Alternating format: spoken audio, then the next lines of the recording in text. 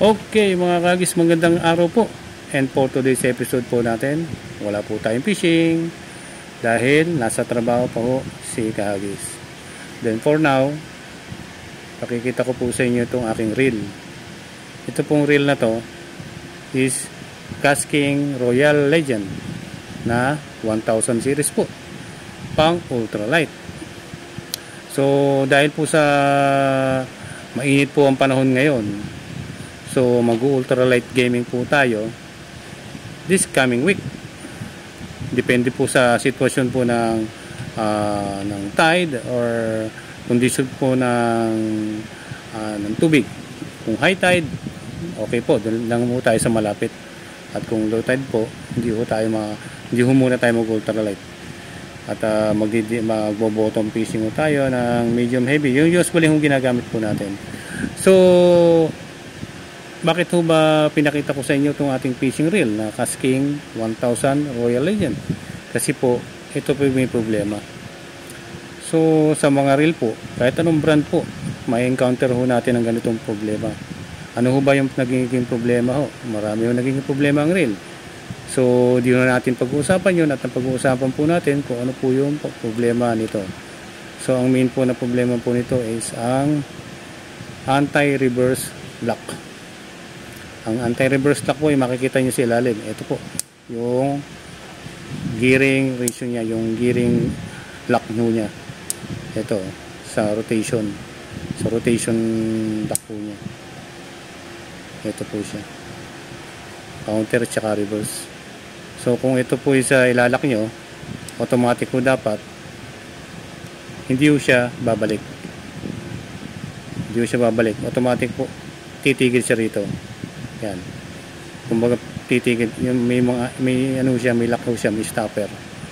Dahil nga sa may problema, yung ating auto, yung ating anti-reverse lock, so may preview siyang pabalik-balik. So hindi ho magandang gamitin to once ho nagpi-fishing ho tayo. Kasi po ang tendency ho nito, once ho na-strikean tayo ng isda, lalo na medyo may timbang o bigat, mahihirapan ho tayong labanan yun. Kasi po instead na ho na ang pressure po na gagamitin po natin is backward, kasi kukunin na ho natin yung ating na-strike, lumalaban po siya papunta sa harapan. So hindi ho maganda yung gamitin ho ito ng ganun. Kaya kailangan, napaka-importante ho ng anti-reverse lock, kasi ito po yung nagbibigay ng additional tension sa linya para po mailand natin yung ating isdang nahuli. At kung hindi naman po siya nagana, talagang mahirap po, kasi atras sa banti ho yung isda, mahirapan ho kayo. At saka ang posible hong mangyari nun, either maputulan ho kayo or either na masiraan po kayo nitong arm.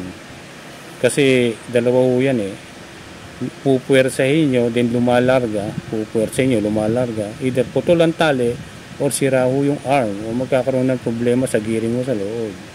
So kailangan ho natin ipaayos ito, ang anti-reverse lock. Ito po.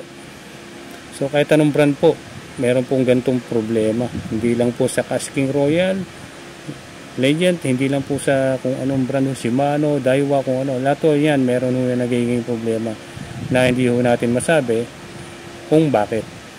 So for today's topic po natin ngayon, episode po natin is, kailangan bang ipaayos ang reverse lock or hindi? Kailangan ho.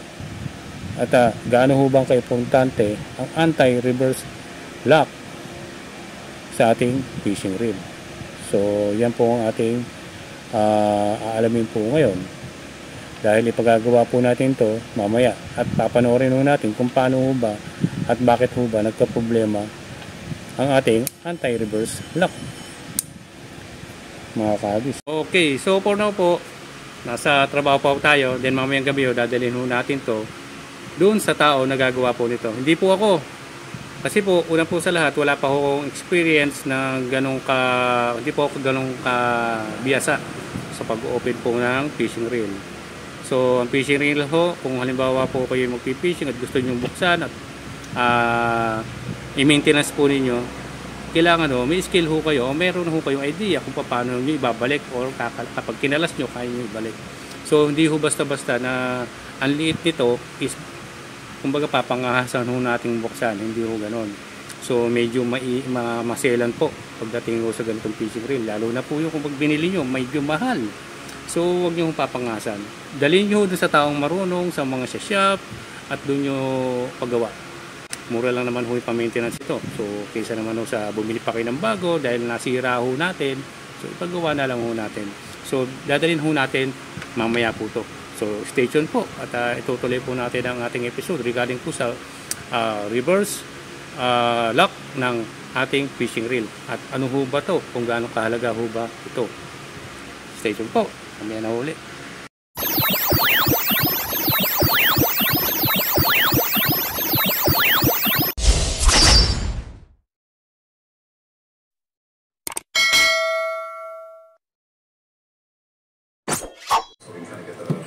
Okay lang.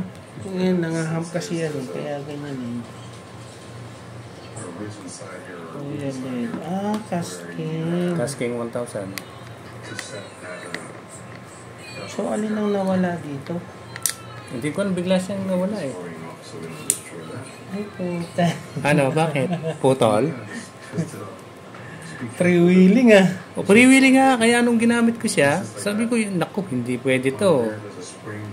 Laban lang kami noon, masisira giring nila. So, ang problema mo dito na sa ano. Sa may...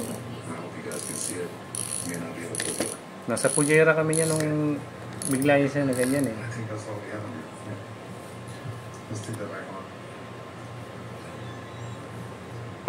Dito siguro walang problema ito. Make sure it fits inside that channel when you're putting it back down. And also make sure that right end of the spring is sitting up through that. Operahan na. This washer came from the top of the pinion.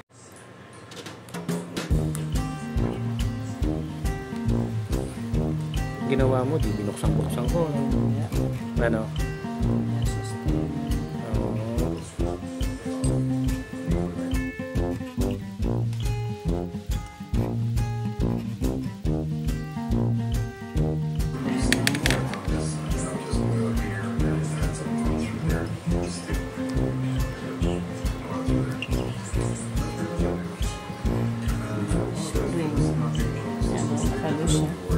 Spring. Ito may spring.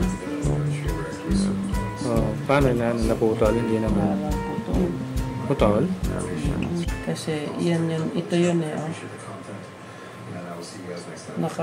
Nakakapit yan dito. Yan yung oo. So ito yung naglalak. Kaya nalalak ito. Ito tinan mo. Wala siyang reverse. Oh. Pero pagka nandito Open to, siya. oh, Free wheel siya. yun mo ha, free wheel siya. Oh. Pag inatak mo to dito, Oh, hindi na siya nagana. Oh. So, yung spring nito dito ang wala. Pagka pumulit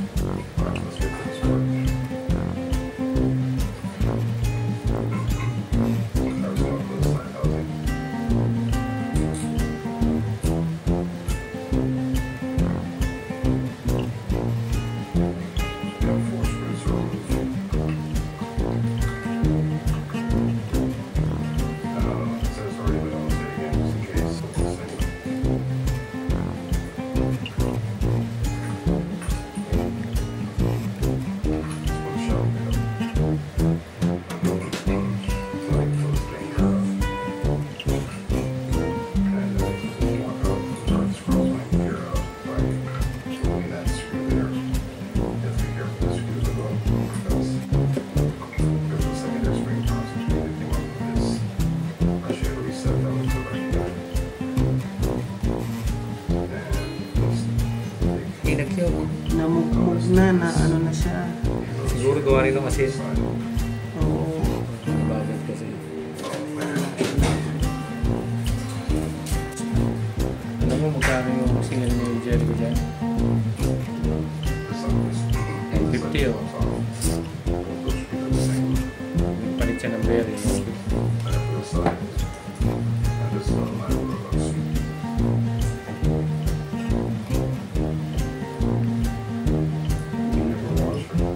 Ito yung bote lang niya ba? Yeah, ito yan o na.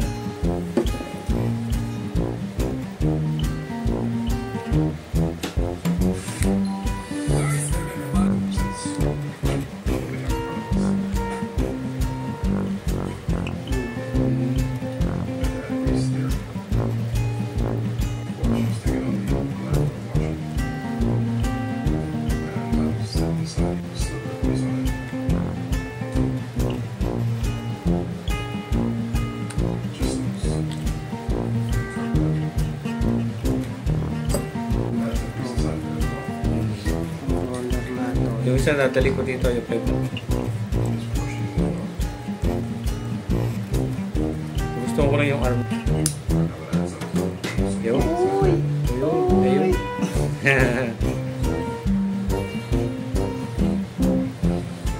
Ganyan, nagay. At yung meron na namin.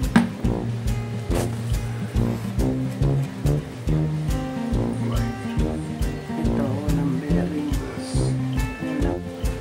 Mga kagis, ito na. Oh. Kung kanina, hindi ko siya nagpi-play ng ganito. Oh. Bali, ano lang siya. Oh. That's good. Freewheel lang kanina. Ngayon, ito na. Oh, yan na. Alright, so let's go ahead and squeeze inside here where that bearing's gonna Oh, sit. oh, kita niya. Oh, hindi ko pinipigil yan. Oh, Just so I don't forget. kanina, freewheel lang. Ngayon, nagana na. Oh, freewheel yan. Ngayon, nagana na. Okay, thank you kay Master Joseph. Here. Ngayon tayo master ito. Master na ng mga master ito.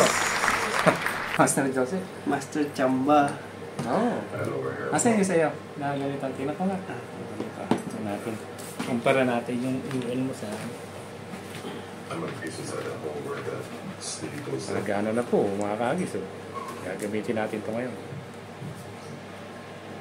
Okay mga kagis, magandang gabi po. Nakauwi na po tayo ng bahay. Then naglinis po ng konti. At medyo mainit po.